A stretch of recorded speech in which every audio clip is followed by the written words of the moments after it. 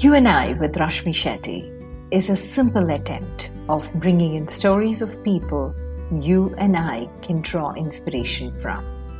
Ordinary folks, extraordinary lives. Their uniqueness and individuality that make them interesting to talk to and to listen to. A reaffirmation of the fact, open your eyes wider, the world is far more beautiful when we acknowledge the presence of both you and I.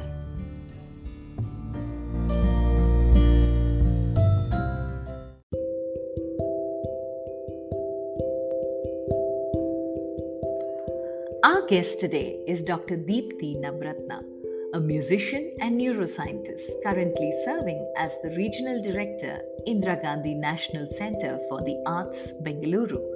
She heads the centre's research, academic, and outreach activities at the intersection of science and humanities with a focus on Indian knowledge systems. She holds a doctorate degree in neuroscience and has authored over 20 original scientific research papers, several book chapters, and has over 500 citations to her credit. Her research interests span neuroscience, arts, and history, exploring new frontiers of interdisciplinary knowledge. Recognized as one of the most creative artists and dynamic cultural leaders across the globe, she shares how she finds commonalities in the way music and science blend in her life. Hey Deepti, welcome to You and I. Thank you so much. I'm looking forward to taking a trip down memory lane with you. Sure, because normally the format of You and I with Rashmi Shetty is we get into the conversation and I introduce our guest separately. But in your case, because you have such an interesting profile, I want you to decide what is it that you want the world to know about you if I give you a minute to introduce yourself. It's a very, very beautiful question, I must say. I think I would like people to know me as somebody who has stayed close to my inner voice throughout all stages and phases of my life. And the thing that I've succeeded in is that I've stayed close to a small whisper in my heart that says, do that. This is not your calling. This is not your passion. That is where you should be. And that's where the juice is. And that's where the magic is. And so I've always heard these whispers from my heart. And I have always jumped at it whenever I've heard those whispers. And I also commend myself for another thing. And the thing is that whenever I've stumbled upon the truth, some of these inner truths about, what works with me, who do I want to be, how do I want to operate in this world, what are my strengths, what are my weaknesses, and what gives me joy, away from, the SWOT analysis of, what are you good at and what can you do, there is something called desirability. I realized that I can do many things really well. I can, research experimental neuroscience. Perhaps I can do a decent job at many things, but I realized that there are only a subset of these actually give me joy. Only a subset of these give me ananda. And I just decided around, I would say my mid-20s that, I'm just going to jump at everything that gives me joy. And I'm going to follow that trail. And that's the trail I'm going to take for my life. My heart sort of tells me, coos into my ears. I want to be known as a journey woman. People still ask me, are you a neuroscientist? Are you a musician? And what are you? And who do you want to be? That as a teenager, that question was like really confounding because I did not want to be one thing. I could not be one thing. I like too many things. And so, yeah, I would like to be known as somebody who lived comfortably and happily lived an unboxed life. But I love the last line you came up with. The conclusion of your introduction was somebody who lived an unboxed life, which is so beautiful because very few people take that risk. take that journey. And one of my favorite poems is Robert Frost, The Road Not Taken. This is truly the road not taken, the unboxed life. Now, this is interesting. Neurosciences on one end, music on the other end, and Deepti in the middle, dabbling with both. How back can you go, Deepti, into your childhood to see what have been your initial influences to lead you to be this woman who wants to lead an unboxed life? My mom actually, when I was 6 or 7, bought this book. It was titled "The 10 People Who Dared," and it was the life stories of 10 extraordinary achievers who had overcome great difficulties of all kinds. For example, Nadia Comaneci, the gymnast, who sort of overcame such dire circumstances in her life and committed herself to one passion and did something extraordinary.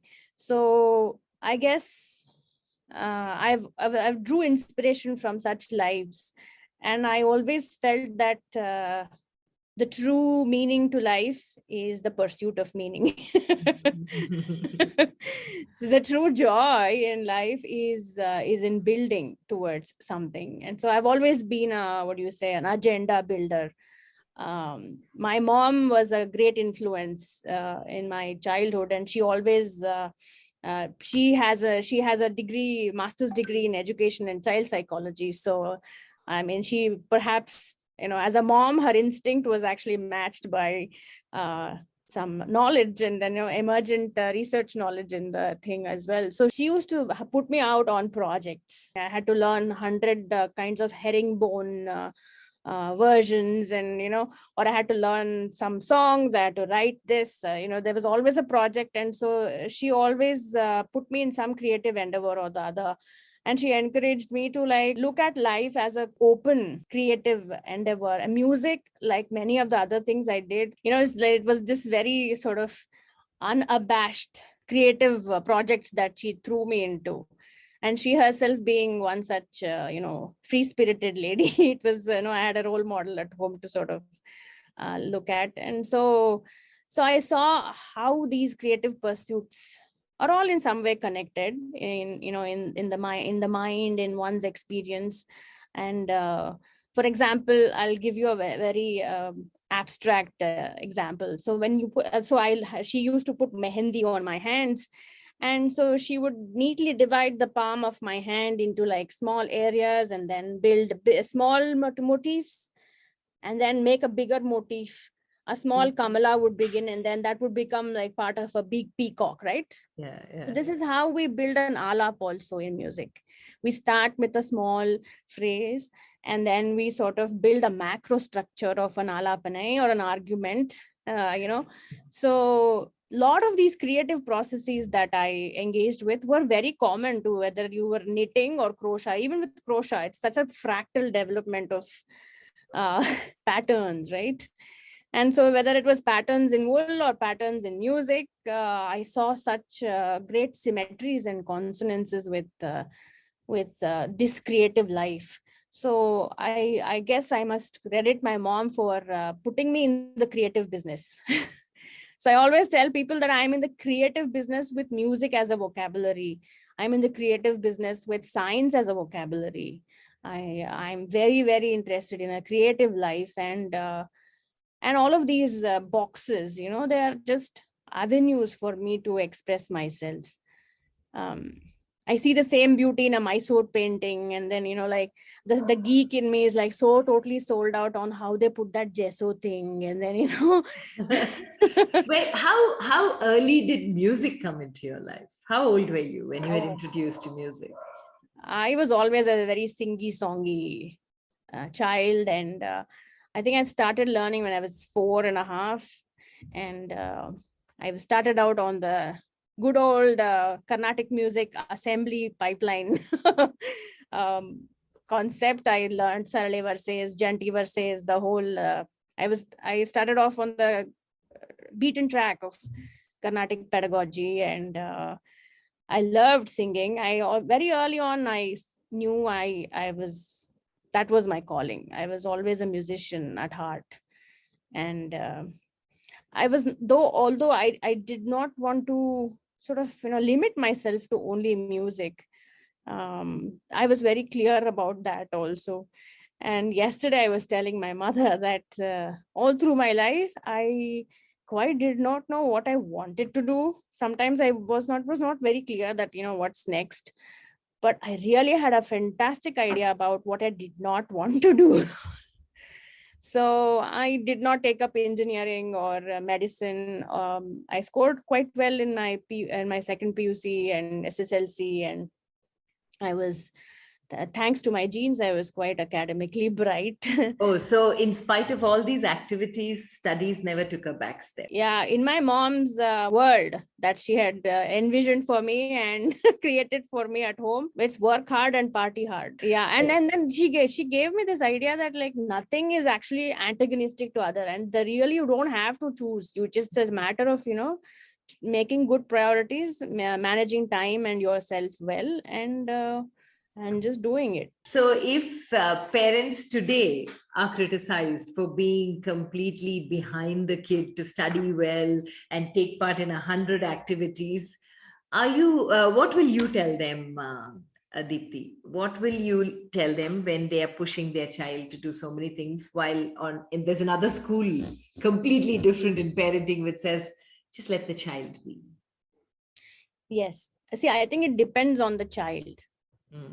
And so if you take early childhood development, right, even neuroscience says that your working memory, your capacity to integrate a lot of cognitive brain pathways needed to for example, pattern recognition, ability to hold lots of information and then manipulate it in your head. All of these are faculties of the mind. And they are somewhat set in the first 6 to 7 years in a child's life.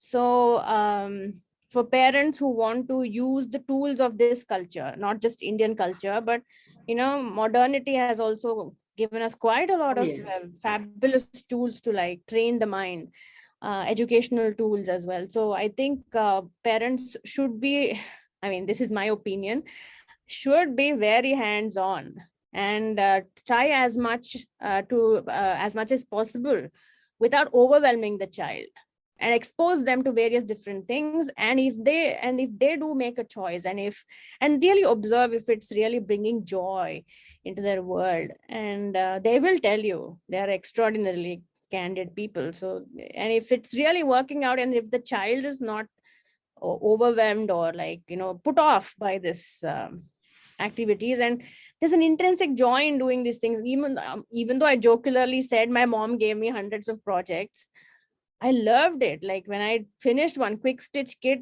it gave me this tremendous sense of accomplishment, and that it also embodied a self-concept in me that I'm a finisher. If I take up anything, heavens damn, I will finish it.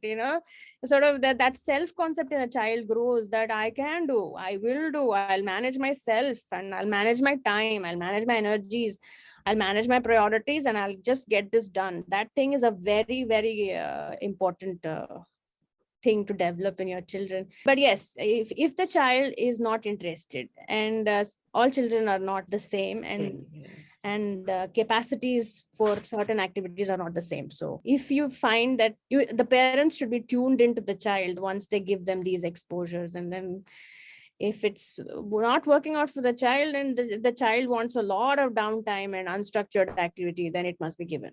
So there's no one size fits all recommendation. But yes, early on, it's good to sort of expose them to all crazy things and all the beautiful things that life has to offer. And then maybe they'll pick up something and run with it.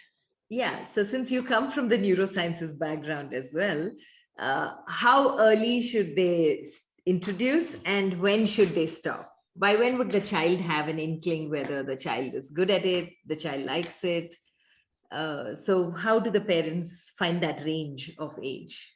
Yeah, that's actually you're just describing all the, what do you say, the geeky questions that all the scholars across the world are pondering about.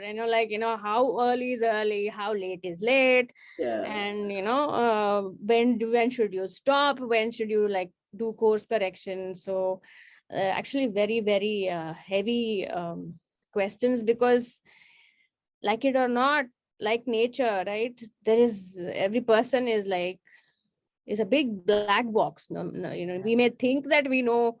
I mean, how much of yourself do you really know? I mean, I still continue to surprise myself on a daily basis about what I like and what I don't like and what I'd like to do. So we still know very little about our minds.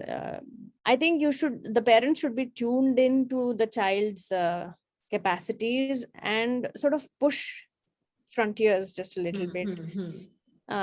For example, my own child is not very talkative at 3.5, and I'm using all my toolkits to like just nudge her a little more so that she will babble some shlokas and like sing some songs, so that I'm using a backdoor approach to like getting her to talk, because you get fluent in song, you get fluent in talk. I just wanted to add to that, the neuroscience is showing that there was this old idea that by the first 10 years the brain is set, and your capabilities, your intelligence, your ability to do various functions, learn a new language, your engagement with the new, right? There was this wrong notion that at around 10 to 15, before you hit teenage, you're all set, and now you're this like a car's engine, right? Once the car is on the road, it's like there's no artificial intelligence in the car to like learn and keep learning. But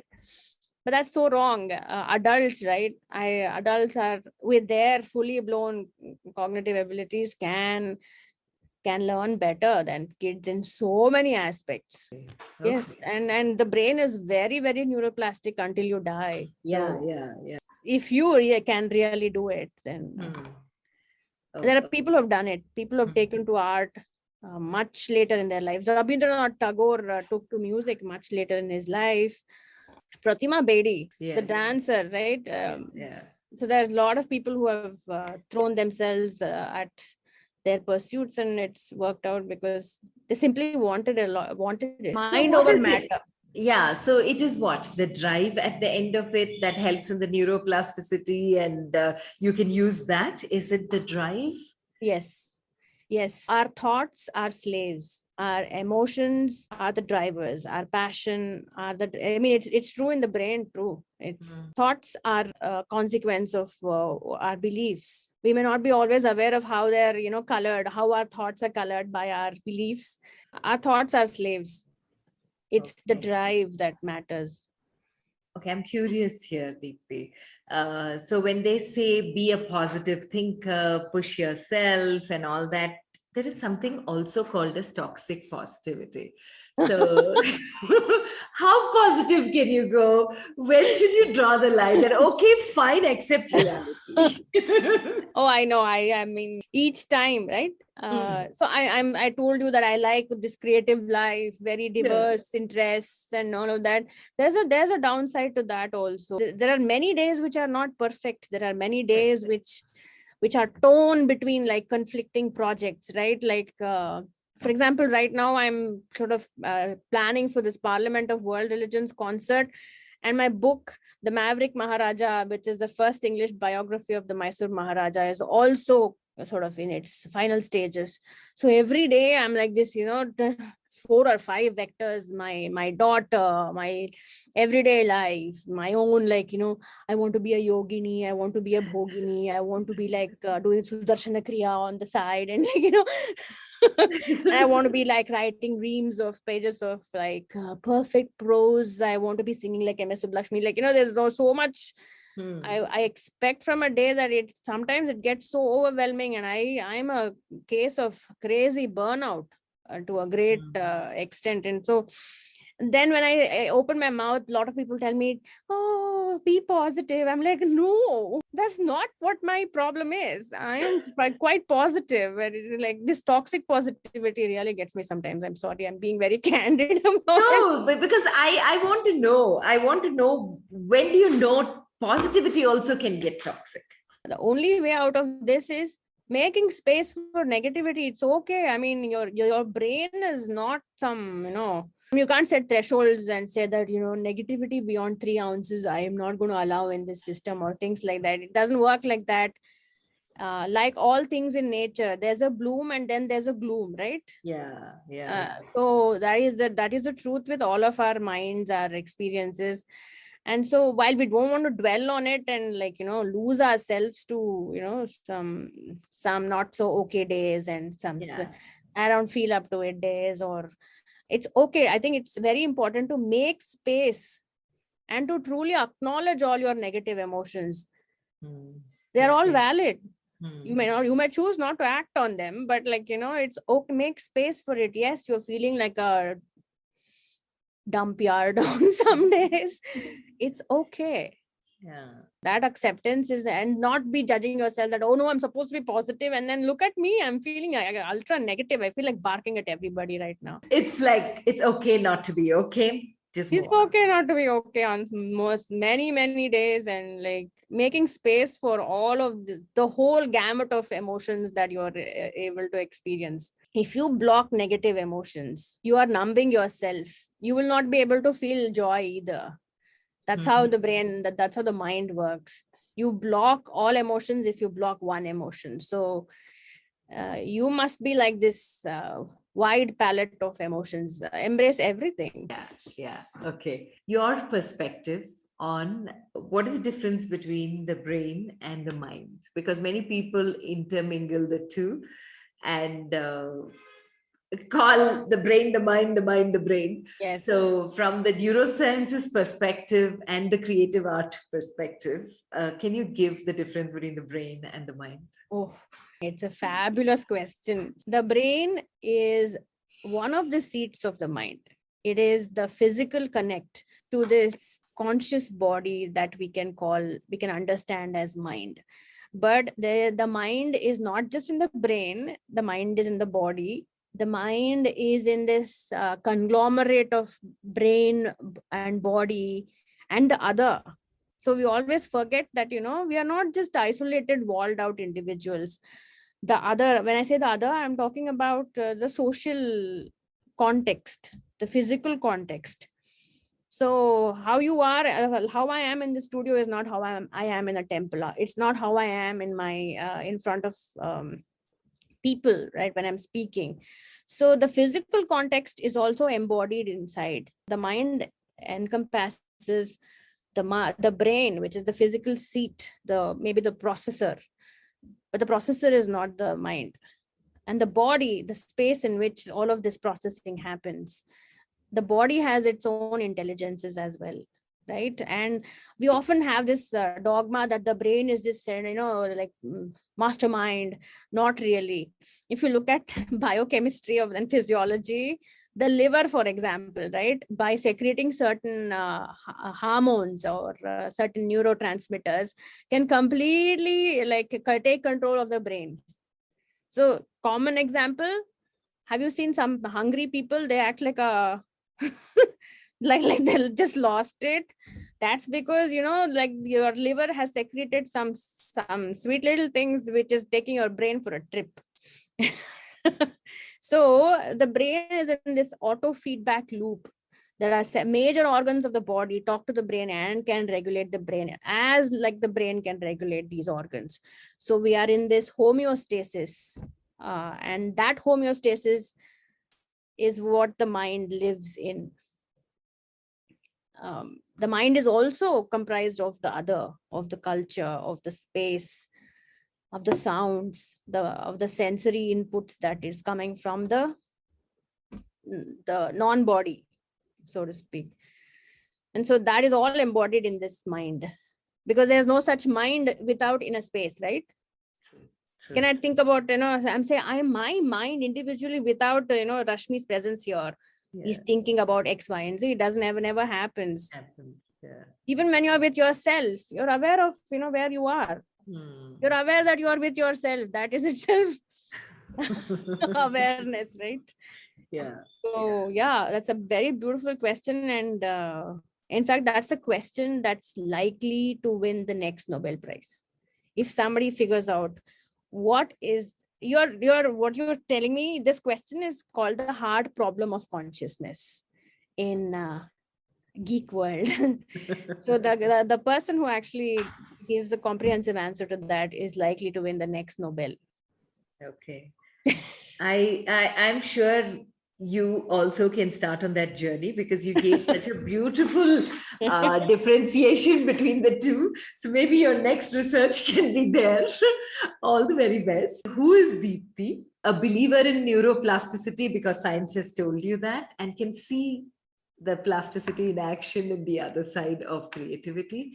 Because you were this kid who was so good in studies but didn't do engineering or medicine. What drew you to neurosciences, and how is that journey of yours? Because now you also mentioned about a book. So, and that too, not anything to do with neurosciences or art, but the first Maharaja Mysore. So there are so many parts of you, which is interesting now to dissect and open. So when I made that decision to not get into engineering or medicine, I did not quite know I wanted to study neuroscience. Like I said, I don't always know what I exactly want, but I knew I did not want to do medicine or engineering.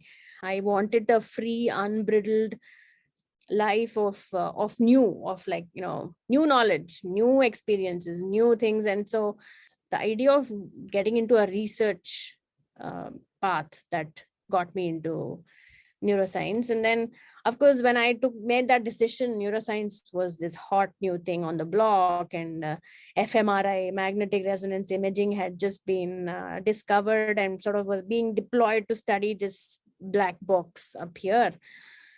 And so it was the coolest thing to do. I never let go of the music because that was not even an option. I never thought about it. I did not problematize it. I hear so much of this, work-life balance. And my grandmother, right? By the time she was 20, she had 2 children. She hadn't even she didn't even have the chance to get a degree by then. But then she went on, she put herself through school, she put herself through college, and she got a master's degree in sociology when I was born. And she was a serial entrepreneur, and she founded several educational institutions, all the time, putting food on the table, cooking quite a bit, and, raising 2 kids and having all the challenges of life. But I didn't quite remember her ever problematizing her life as like, am I having enough work-life balance? And I find that, a lot of women of that generation, and even my mother's generation, they simply just did. That doesn't serve you. And that's why, it's really hard to find women in science today, as opposed to even there's like hardcore statistics about that. It's harder to find women in academia and science, women in public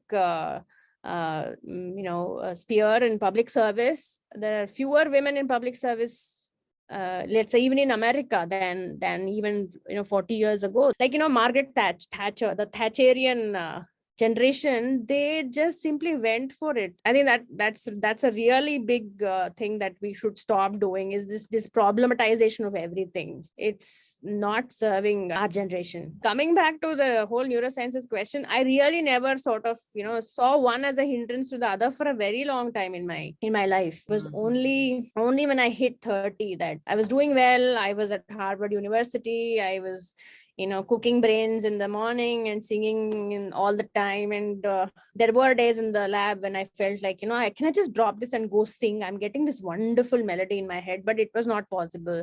I've done that too. I sat down to sing and I felt like I'll just go to the lab and just run some Western blots. There have been those moments also. It's not always been this seamless integration of passions and laharis in the mind.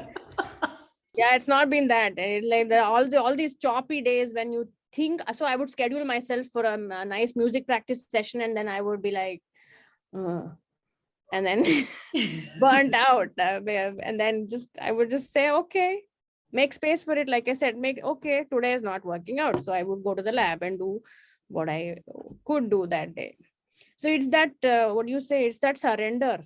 It's a life of surrender to this person up here who is connected to that person up there. And if it comes, it is some kind of a spirituality, if I can say it, is to say that this well is not working, so let's go to the other well. And some days no well, just be well. Deepti, I'm actually surprised. Somebody like you who has done her PhD in Harvard makes it sound like getting admission there is just anybody's cup of tea and you can just get it. You must have really worked hard in your graduation, your post-graduation, to push yourself to be of that quality. So I'm sure that's where you must have seen good days, bad days, and days, Yes. and understood reality. And that's where maybe the art part of you stayed alive because of your touch and love for music. Right.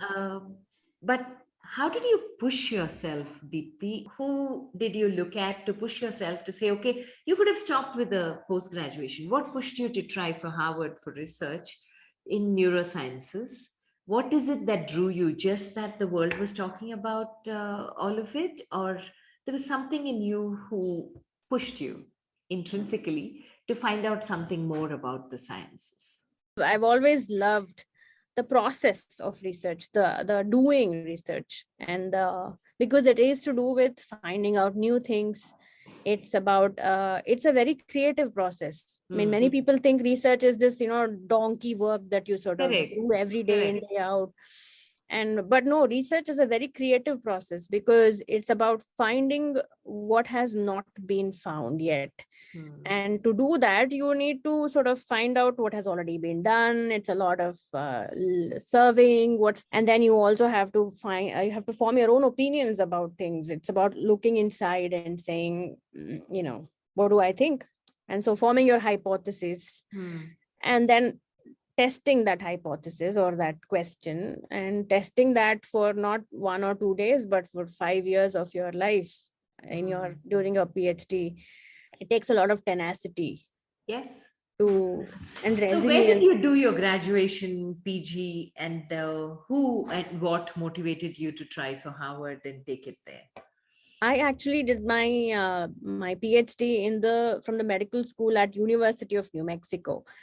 And then I got into my postdoctoral research degree at Harvard University, and I stayed there for about 8 years as an assistant neuroscientist.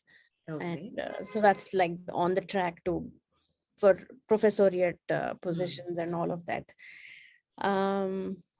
So yeah, the PhD was what drove me during those years. It's really backbreaking work. Yes. And you have to be a highly resilient, highly tenacious person. And the only thing that drives you is if you find reward in the process and not the outcome. We hear all these things, right? Karmanyavadhikaraste ma phaleshu kadachana. It is true. The only fuel to this fire is love and reward in the process and not the destination. While you're doing that, while I'm singing, while you're researching something, the pleasure of finding out something new, the pleasure of researching the heck out of something, those are all very sublime pleasures in life. And these are the same processes that I would do in music also. Let's say I'm trying to learn a raga, right? And my teacher teaches me this new raga. I go, it's the research component. First thing is research. I go and listen to Shaman Gudi, how Shaman Gudi has treated Shankarabharana, how like Madurai Mani Iyer sang this Kriti, how Subbulakshmi has treated this Alapane, and how does she nuance her Alapane. So do this, there's a research thing, just like I would research, this paper in this Journal of Clinical Neuroscience talks about blah, blah, blah.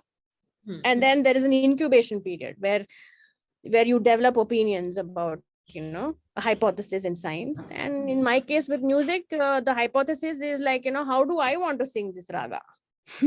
Oh, okay. Yeah, how do I want to sing this? When I open my mouth, what's it going to sound like? That's your musical hypothesis. And so those processes are extremely similar.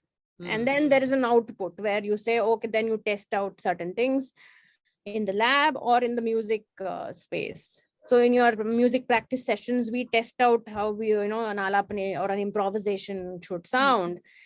And like all experiments, some go to the basin and some go to the heavens. And so you keep what worked, and then you sort of make a whole style out of it, make a whole presentation out of it. Okay, so this is interesting. So here you are on a journey of professorhood, if I can call that, and you're moving there. Your music is parallelly with you, growing with you. You're researching there as well.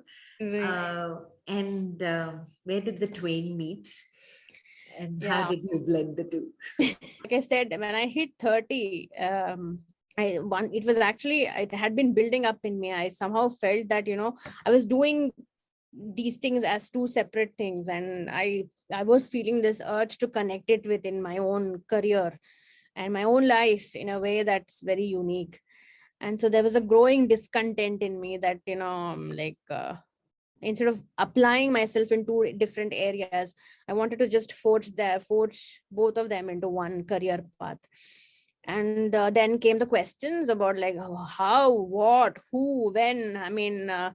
And risk of all sorts. Here I am nicely, comfortably sitting there, and people would kill to be at Harvard. And people told me all kinds of, what's wrong with you? I mean, what do you have to cry about? Be positive. Look at the positive in your life. Like, you're at Harvard. Like, I was like, it's not making me happy. That's the truth of my today. This is my today's truth. It's that something else is beckoning me. I need to follow that. And I must be very, very grateful to both my parents who sort of, most parents would freak out, right? Why rock the boat and deal with all of this? Both my parents were like, very vocal about one thing. If it's not giving you the dough is santosha, the dough is ananda, and the dough is actually happiness, then don't do it. And take a risk. To risk and to lose is better than to not risk and not do anything. So so one fine day, as abrupt as that may sound, I said, I'm not going to work. And then I dropped the Harvard job, and I had been sort of thinking about a master's degree in world music. And in fact, a year ago, before this happened, I was admitted into that program. I was the first Carnatic musician to be sort of given a partial scholarship to go into that program as well. But I was sitting on the fence for a while, and I was thinking, I don't see myself doing this for the next 20 years. That whisper got the better of me, and I took the jump and I joined this master's degree program. It's called the New England Conservatory of Music. So it was a fabulous change from like Harvard. They're quite close by in Boston, both the schools. And so I went from Longwood Avenue in Boston to like St. Botolph Street, close by. But then the whole world of music opened up for me. And the whole of your world were like two different streets completely. Yes. Yeah. So from research of the human brain, you move into a space of learning world music. And did the two connect? Did they meet? Yeah. So the first year I went through the program. I learned a little bit of Western music theory and all of that. Did some concerts. There was a musician for a year. I did no research. And then I thought, I'm surrounded by the best musical animals of the world. So let's study their brains and let's find out how they actually, so positive psychology is a thing that has been least understood in the world. So we know what happens during a stroke, how stroke patients can't open their mouth or do certain things. But we don't know how, like a master improviser, like, from any genre, it's Miles Davis in the past, or let's say Veena Sahasrabuddhe, or Ashwini Bhide Deshpande, or our good old Sudha Raghunathan, any of these master improvisers in our tradition, right? How do they engineer such super fast creativity on the go, extempore, right? So that's an excellent question, I thought. I was surrounded by all of these world musicians. So the first study I launched was in how do they improvise? How do musicians improvise? What are the strategies that they use to power this creativity? And so that's when the neuroscience came into the music. And so that's a study I'm planning to sort of take into the hardcore imaging realm this year. Post corona's world, I want to sort of do more of that kind of research from neuroscience, hardcore imaging angles. And so right now we are at like behavioral studies and all of that. So yes, we need to know how the mind of a Tyagaraja worked. And the mind of a mortal man, the rest of the world will do. But the mind of Tyagaraja is what Deepti Navaratna is going to go into. Because if we find out what these super brains are doing, then clearly we can actually use that knowledge to alleviate other kinds of brain issues and disorders, learning disabilities, or geriatric issues, memory loss. A Carnatic musician is like should have an elephant's memory. Correct. Yeah. So they must be doing something to like train and keep their memory like that. Okay. And so those are the questions I'm asking now. Okay. So for somebody like you with your background, I would have expected a book coming out which is related to these two subjects. Now, you're authoring a book on the Mysore Maharaja, which is completely surprising to me. But what pushed you to do that research and get into that space of writing about him? Yeah. Because he's a patron of music, and that's how? Music arts. Yes. In fact, when I was in this world music school, I was looking at these East meets West encounters in our land, and so that's what led me to this Royal Mysore orchestras, which were like in the 1800s, 1900s. Mysore had a full-blown orchestra. So the first time I saw full-blown orchestra in the United States was in 2001. Right, like all sections, the timpanis blaring, the clarinets screeching, like all of that. But for me to sit there and imagine that in the 1800s, in the 1900s, like 1920s and 30s, 40s, that decade, like Mysore had one. And they were like, playing at these bandstands and in front of the Mysore Palace with this full-blown orchestras. Seemed like a very fascinating image in my head, and so I did research on that also. So Mysore orchestras, what was the music, how did they blend Carnatic music with world musics? And so that's what led me to the music of the Mysore Maharaja, who wrote several compositions for the band. And it's strange as it may seem, I had learned many of his krutis before I went to the US. I felt a strange connection to them, to his psyche, so to speak. And so and then I took up this research project. I don't know how, I was just drawn to his music. And for 2 years, I simply got hold of his compositions, notations of his compositions, and tried to learn and sing. And that's what led to my project, Echoes of Royal Mysore. So I've documented and recorded over 15 to 20 of his rarest and popular compositions. And when Echoes of Royal Mysore was happening, I was still, I love this person's music zone. And then I started writing a book about his music. And then while I was writing it, so much of the music was about the man. Right? I couldn't quite separate out the persona from the music. And because the music really reflected on who he was and what kind of a polymath and genius he was. And he also had crazily diverse interests. He was interested in wildlife conservation, and he was a pianist and learned Carnatic music late in life. In fact, he started learning, they say that he started learning Carnatic music after he became the king in 1940. So he started learning something so late, and soon was composing compositions in it. And then he became this cultural ambassador, and wrote several books on Indian philosophy, Advaita Vedanta. So, he also lived a very unboxed life.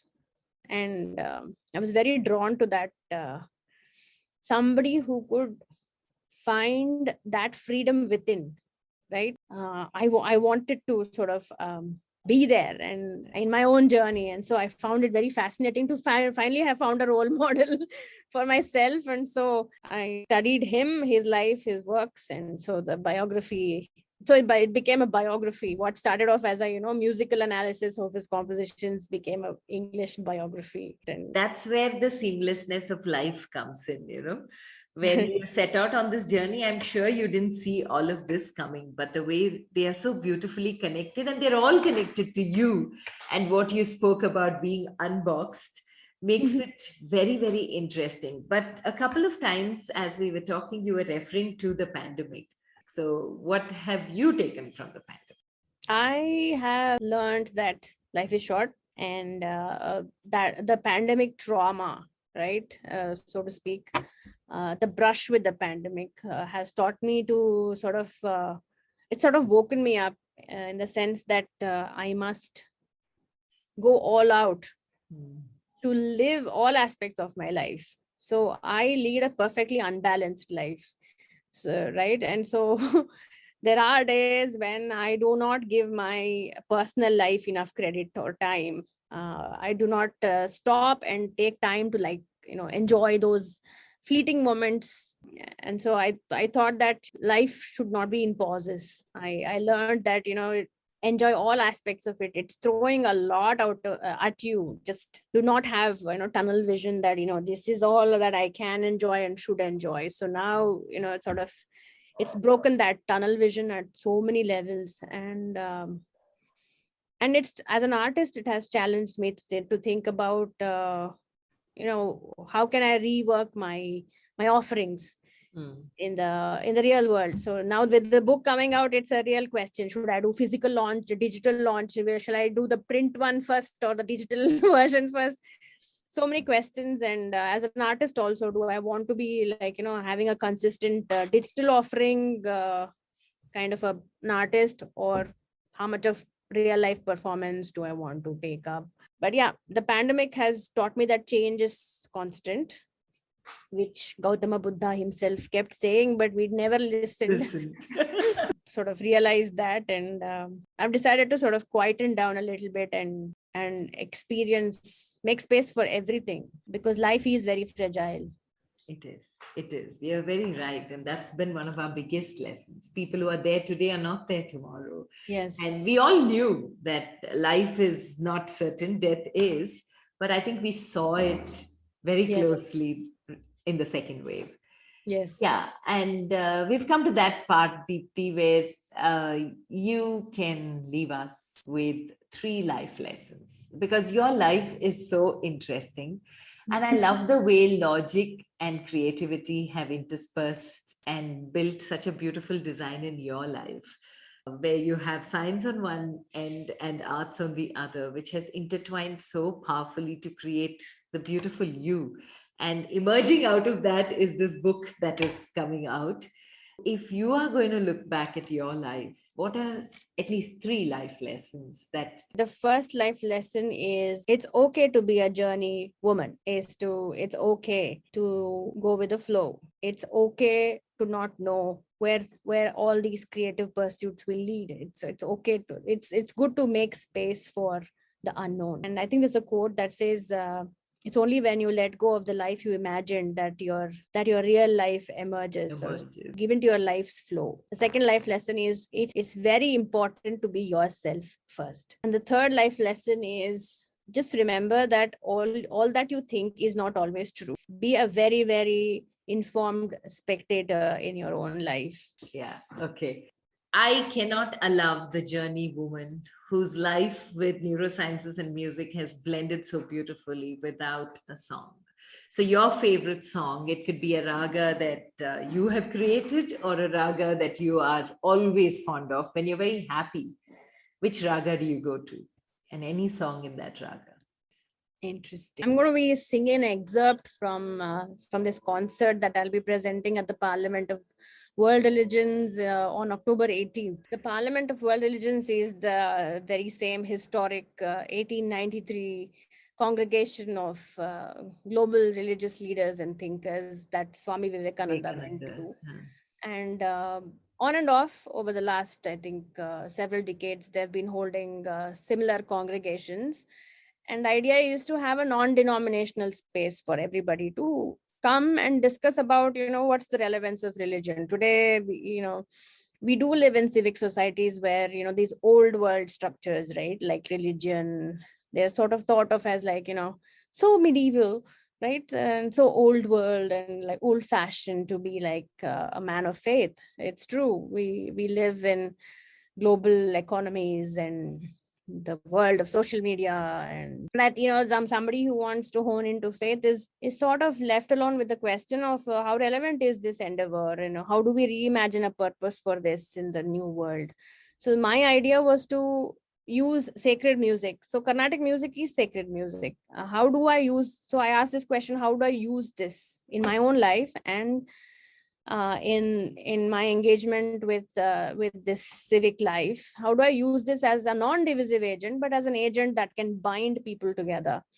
So then I thought the greatest idea would be to like you pair this with similar texts from various religions which harp on the commonalities. I mean, we have always been saying music beyond borders. Music is a official world language and all of that. So let's test that hypothesis with some of this music. And so that's the core idea behind this diplomacy project.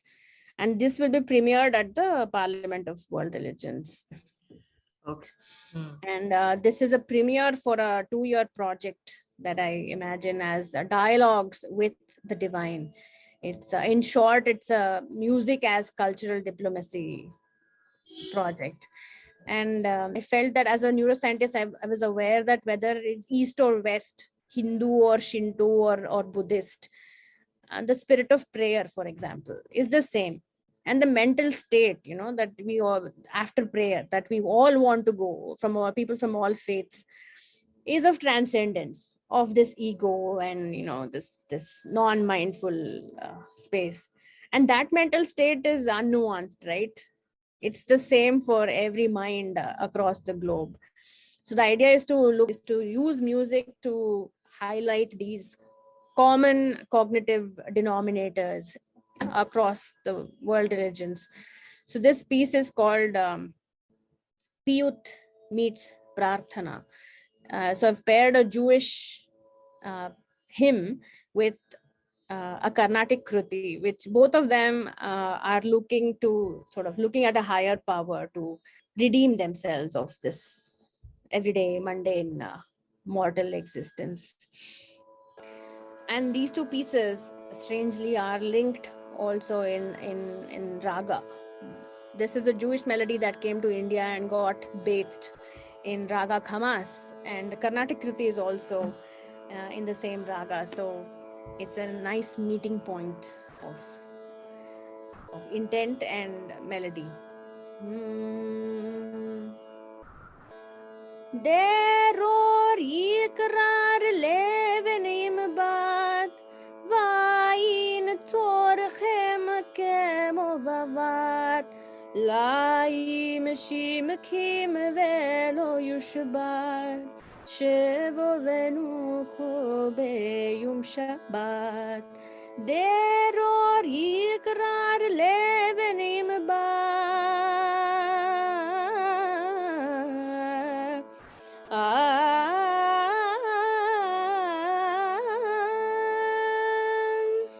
Derosnavi veulami vaotesha seimi neta tzorech beto karmi sheshavat neami.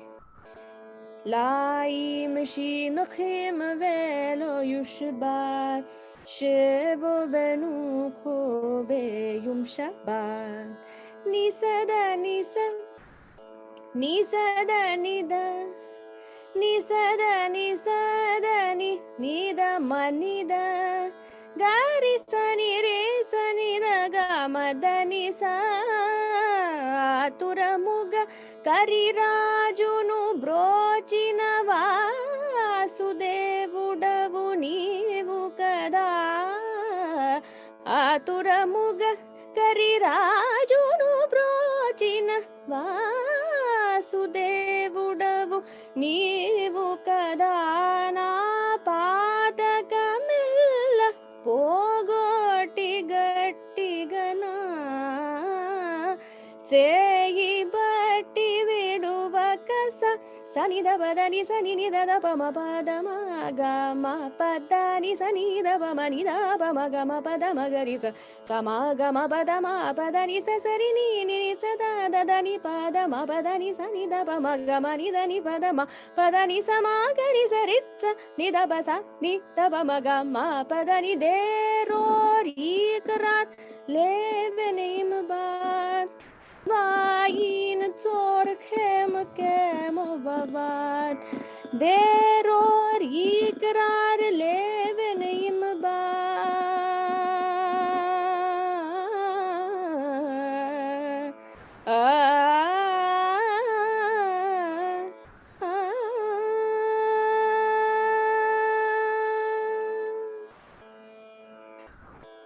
Beautiful, beautiful. Because people like you are so rare, and carrying yourself so lightly for what all you're doing and you've done.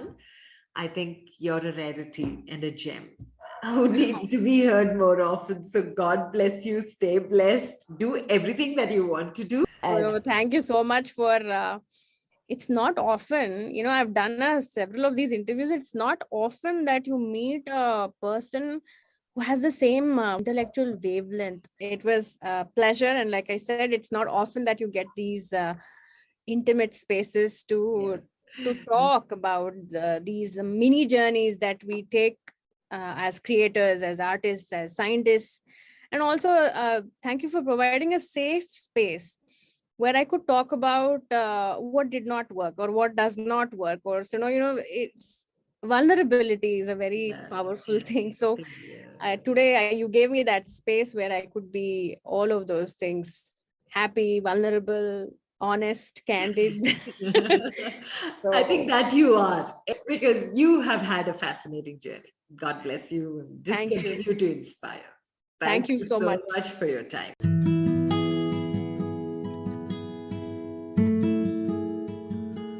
With that, we come to the end of this weekly quest of You and I with Rashmi Shetty.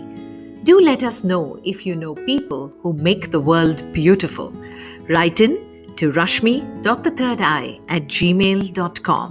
That is rashmi.thethirdeye@gmail.com. Come, let's explore this amazing world together, both you and I.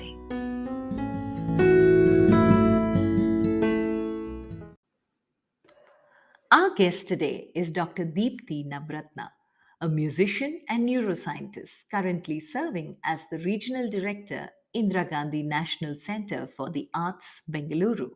She heads the centre's research, academic, and outreach activities at the intersection of science and humanities with a focus on Indian knowledge systems.